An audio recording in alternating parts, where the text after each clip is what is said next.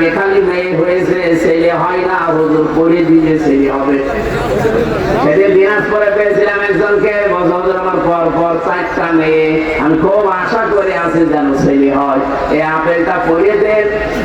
বললাম আপেল আমার, আরে ভাই আপেল পড়ে যদি ছেলে হয়, আমার পর পর 3টা মেয়ে, আমি আপেল পড়ে আমার পরে খাবো। সব বানোয়াট, সব ভিত্তিহীন, কোন মরা বাবা, কোন চিন্তা বাবার ক্ষমতা নেই। অবৈধ কাজ ছাড়া বৈধ ভাবে আপনাকে সন্তান দিতে পারে।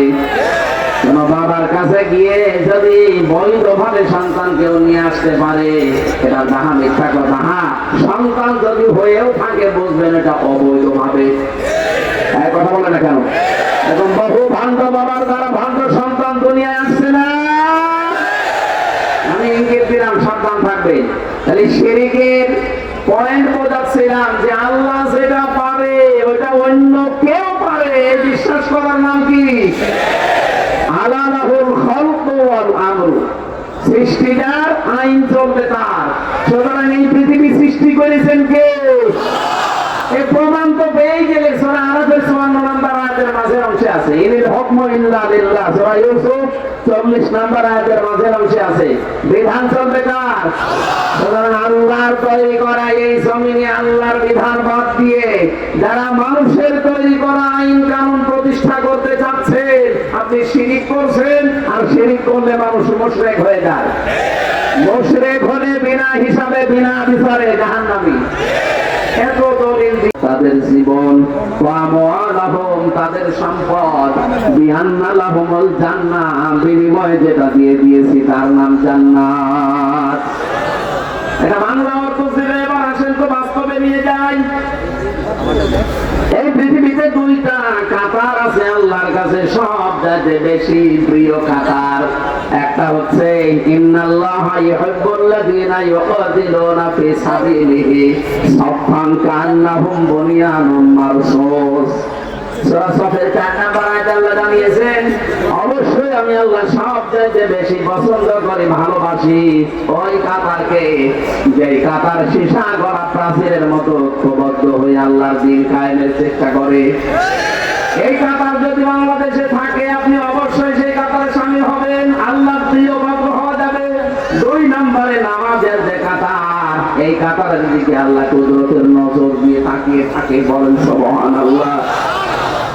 এখানে আমরা যেহেতু ক্রয় বিক্রয়ের একটা নাম শুনলাম, আল্লাহ রাব্বুল আলামিন নিজে এখানে ক্রেতা, আর বিক্রেতা হচ্ছে দুনিয়ার যারা মুমিন তারা। আল্লাহ কিন্তু সবার সম্পদ, সবার জীবন কিনতে চান না। আল্লাহ বলেন ইন্নাল্লাহা আশতারা মিনাল মুমিনিনা, আমি মুমিনদের কাছ থেকে কিনতে চাই। তিনি যদি বলতেন ইন্নাল্লাহা আশতারা মিনাল মুনাফিকিনা মিনাল মুশরিকিনা মিনাল কাফিরিনা, কাফেরদের কাছে, মুশরিকদের কাছে, মুনাফিকদের কাছে কিনতে চাই, তাহলে আমরা যে আমাদের জীবন আর সম্পদ আল্লাহকে দিয়ে দিলে উনি নিয়ে নিত।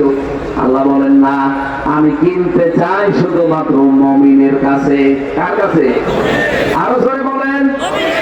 এবার আমার প্রশ্ন, আমরা মুমিন হয়েছি কিনা? মুমিন যদি এখনো হতে না পারি, সত্যিই কিন্তু আমাদের সম্পদ, আমাদের জীবন আল্লাহ কিনবে না। আজ বাংলাদেশের সাথে আমি আয়াতটা মিলিয়ে দেখেছি, বহু মুসলমান দাবি করে অথচ এখনো মুমিন হতে পারে নাই। এই লোকটা মসজিদের টাইলস লাগিয়ে দেয়, মাদ্রাসায় ফ্যান কিনে দেয়, পুরাটায় পানিতে ফেলা হবে। আর আপনি মুমিন না হলে আপনার সম্পদ আল্লাহ কিনবে না। এখন যদি আমি বাজারে যাই, কোনো পচা মাছ আমি হামসা যেমন কিনতে রাজি না, দরকার হয় মাছ কিনবো না, তারপর পচা মাছ কিনতে আমি রাজি আছি। কথা বলে না কেন? আমার চাইতে আল্লাহর মেধা, যোগ্যতা, দক্ষতা কত বেশি আপনি চিন্তা করেন। উনি যদি পৃথিবীর কিছু কিনতে চান, পচা জীবন, পচা সম্পদ কিনবে? আরো যদি বলেন, মানুষের জীবন কখন পচে যায়, কখন নষ্ট হয়ে যায়। কোরআনে কারীম জানিয়েছে যে জীবনে শিরক প্রবেশ করেছে, ওই জীবন পচে নষ্ট হয়ে গেছে। এখানে আমাদের ঈমান যদি শিরক মুক্ত হয় তাহলে এটা পবিত্র, শিরক যুক্ত হলে এটাও পবিত্র। আপনি যতই পাশাপাশি এবার আসেন তো শিরিক শব্দটার সাথে পরিচিত হই। আল্লাহ যেটা পারে ওটা অন্য কেউ পারে, এই বিশ্বাস করার নাম শিরিক। বলেন বলেন, ছেলে মেয়ে দিতে পারে কে?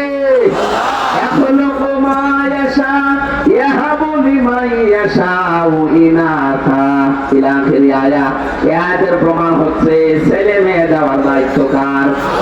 কোন বাবা পারে, কোন দরবার পারে? সুতরাং এখানে যাবেন না। নবীদের জীবনী পড়বেন, ৮৬ বছর বয়সে হযরতে ইব্রাহিম নবীর সন্তান হয়েছে ৮৬ বছর পর। তারপরেও তিনি কোন কবরে, কোন বাবার দরবারে গিয়েছেন?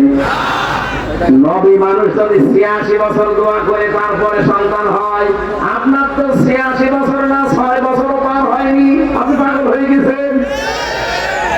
সুতরাং অনেক মেয়েরা আশপাশে আছে, সাবধান, কোন ভণ্ড পীরের খপ্পরে পড়বেন না। সন্তান দেওয়ার ক্ষমতা কারণে অনেক ভণ্ড এখন বের হয় বিভিন্ন গাছতলায় গাছতলায় দরবারে, বলে যে আপেল পড়ে গেছে হুজুর, পীর সাহেব বাবা আপেল পড়ে দিলে নাকি ছেলে হয়। অনেক জায়গায় অনেক মেয়েরা দেখি তার স্বামীকে পাঠায়, বলে যে হামজা হুজুরের কাছে আপেল পড়ে নিয়ে আসেন, কারণ এর আগে খালি মেয়ে হয়েছে, ছেলে হয় না, হুজুর পড়ে দিয়ে ছেলে হবে। সেদিন দিনাজপুরে পেয়েছিলাম একজনকে, হুজুর আমার পর পর ৪টা মেয়ে, আমি খুব আশা করে আছি যেন ছেলে হয়, এই আপেলটা পড়িয়ে দেন। বললাম আপেল আমার, আরে ভাই আপেল পড়ে যদি ছেলে হয়, আমার পর পর ৩টা মেয়ে, আমি আপেল পড়ে আমার পরে খাবো? সব বানোয়াট, সব ভিত্তিহীন। কোন মরা বাবা, কোন চিন্তা বাবার ক্ষমতা নেই। অবৈধ কাজ ছাড়া বৈধ ভাবে আপনাকে সন্তান দিতে পারে। কোন বাবার কাছে গিয়ে যদি বৈধ ভাবে সন্তান কেউ নিয়ে আসতে পারে, এটা যাহা মিথ্যা কথা। হ্যাঁ, সন্তান যদি হয়েও থাকে বুঝবেন এটা অবৈধ ভাবে। কথা বলে না কেন? এখন বহু ভাণ্ড বাবার দ্বারা ভাণ্ড সন্তান দুনিয়ায় আসছে না? আমি ইঙ্গিত দিলাম, সাবধান থাকবে। তাহলে শিরকের পয়েন্ট বোঝাচ্ছিলাম যে আল্লাহ যেটা পারে ওটা অন্য কেউ পারে, বিশ্বাস করার নাম কি? আলা লাহুল খালকু ওয়াল আমরু, সৃষ্টিটার আইন চলবে তার। সুতরাং এই পৃথিবী সৃষ্টি করেছেন কে? এই প্রমাণ তো পেয়ে গেলে সূরা আরাফের ৫৪ নম্বর আয়াতের মাঝের অংশে আছে, ইনিল হুকমু ইল্লা লিল্লাহ। সূরা ইউসুফ ৪০ নম্বর আয়াতের মাঝের অংশে আছে। বিধান চলবে কার? সুতরাং আল্লাহর তৈরি করা এই জমিনে আল্লাহর বিধান বাদ দিয়ে যারা মানুষের তৈরি করা আইন কানুন প্রতিষ্ঠা করতে চাচ্ছেন, আপনি শিরিক করছেন। আর শিরিক করলে মানুষ মুশরিক হয়ে যায়। মুশরিক হলে বিনা হিসাবে বিনা বিচারে জাহান্নামী। এত দলিল দিয়েও যদি কেউ ফিরে না আসে, আমার মনে হয় ওর কপালে আর হেদায়েত নেই। বলেন তো এই দেশে এখন মুশরিক আছে কিনা? তাহলে আল্লাহ যেটা পারে ওইটা অন্য কেউ পারে। ইয়াকুলুনা আল্লামা মিনাল আমরি মিন শাইইন কুল ইন্নাল আমরা কুল্লাহু লিল্লাহ। সূরা আলে ইমরান ১৫৪ নম্বর আয়াতের মাঝের অংশে আছে, ৪ নাম্বার পারা ৯ নাম্বার পৃষ্ঠা ৩ নাম্বার লাইনে আছে। আল্লাহ বলেন কাফেররা জিজ্ঞাসা করতো, হে মুহাম্মদ সাল্লাল্লাহু আলাইহি সাল্লাম, আইন তৈরি করতে আমরা কি পারি? আল্লাহ বলেন নবী আপনি বলেন যে না, এটা তৈরি করার একচ্ছত্র মালিকানা কার? সুতরাং আল্লাহ বাদে আইন তৈরি করা যেহেতু জায়েজই নেই। এই ৫৪ বছর যাদের তৈরি করা আইনে এই দেশ চলেছে, ডক্টর মোহাম্মদ কামাল তার বানানো এই সংবিধান এই দেশ থেকে তুলে দিয়ে কোরআনে কারিমে আল্লাহ একটা সংবিধান দিয়েছেন। সূরা ফুরকান ৭৭টা আয়াত আছে, ৭৩টা ধারা আছে। শুধু এই ৭৩টা ধারা বাংলার সংবিধানে আপনি সংস্কার করে দেন, আল্লাহর কসম এই দেশ থেকে যত অন্যায় দেখছেন সব বন্ধ হয়ে যাবে। স্যার ব্যাখ্যা করছিলেন ফিতনার যত ফিতনা আছে সব দূর হওয়া সম্ভব শুধু এই সংবিধানের দ্বারা। কিসের চাঁদাবাজি করবেন আপনি? এমনি তো হয়ে যাবে যদি এই ৭৩টা ধারা বাংলার সংবিধানে সংশোধন হয়। যেহেতু সংস্কার চলছে আর বছর আমরা দেখলাম যে কিছুই হয় না, এই হাজার হাজার ধারা দিয়ে। আমরা আহ্বান জানাচ্ছি 96% মুসলমানের এই দেশে এই 73টা ধারা সংবিধানে সংযোজন করা হোক। এর পক্ষে আপনারা নেই? এই হাত আমাদের মুখের কথা আমাদের পর্যন্ত যাবে কি যাবে না জানি না, কিন্তু আরো সে চলে গেছে। ইব্রাহিম নবীকে আগুনে দিয়েছিল, ব্যান শুধু প্রসাদ করেছিল, জানতো যে আমার প্রসাদে কিছু হবে না, কিন্তু পক্ষে ছিল। আমরাও এই সংবিধানের পক্ষে আছি না? হাত যাদের আছে তুলে ধরেন, ক্যামেরায় ভিডিও হোক, ফেরেশতাদের লিল্লাহি তাকবীর।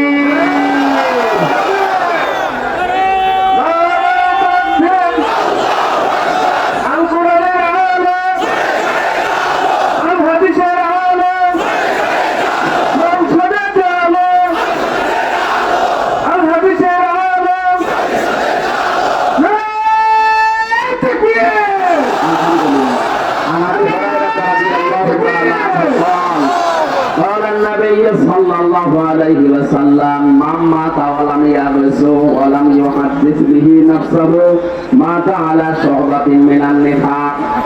বিশ্ব নবীর সাহাবী হযরত আবু হুরায়রা বলেন, যে ব্যক্তি মরে গেল এমন অবস্থায় যে তার মনের ভেতরে আকাঙ্ক্ষা ছিল না যে আমি জিহাদ করব, দ্বীন কায়েম করব, এই সিদ্ধান্ত, এই আকাঙ্ক্ষা যদি কারো মনের ভেতরে না থাকে যে কোরআন বাংলাদেশের সংবিধান হোক, ও যদি মরে যায় ও মুনাফিক হয়ে মরে যাবে।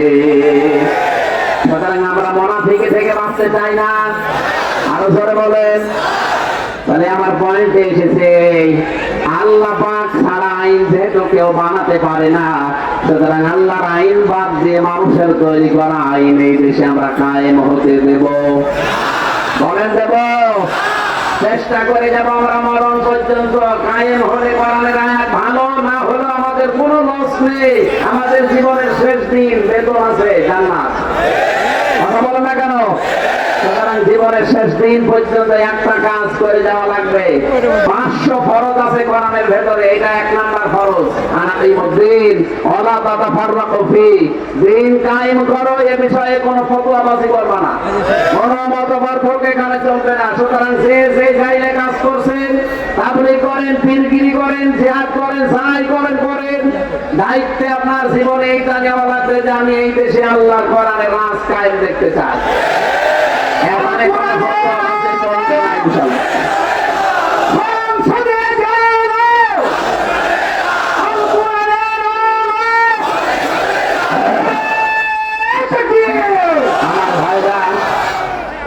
আমরা দুইটা পয়েন্ট বললাম, কি আল্লাহ যেটা পারে ওইটা অন্য কেউ পারে, বিশ্বাস করার নাম শিরিক। শিরিক যে করে সে মুশরিক, আর মুশরিকের জায়গা ইন্নাহু মান ইউশরিক বিল্লাহ ফাকাদ হারামা আল্লাহু আলাইহিল জান্নাহ ওয়া মাওয়াহুন নার। যারা শিরিক করে তাদের জায়গা হচ্ছে জাহান্নাম, আর জান্নাত তাদের জন্য হারাম। সুতরাং আমরা কোন শিরিকে যেন না যাই। আল্লাহর তৈরি আইনের বিরুদ্ধে বাদ দিয়ে মানুষের তৈরি আইন যারাই প্রতিষ্ঠা করার জন্য দল করবেন, ভোট দেবেন, চিন্তা ভাবনা করবেন, চেষ্টা করবেন, আপনি মুশরিক হয়ে মারা যাবেন। আমি আপনাকে বাঁচাতে চাই। আপনি জাহান্নামে গেলে আমার কোনো লস নেই। হ্যাঁ, আল্লাহর কসম, আপনি জাহান্নামে গেলে আমার কোনো লস নেই, কিন্তু আমি কিয়ামতের দিন ধরা খেয়ে যাবো যদি এই কথাটা আপনাকে না জানাই। সুতরাং বাংলার জনগণ সাবধানে রেকর্ড হচ্ছে, সারা দেশে ছড়িয়ে যাচ্ছে।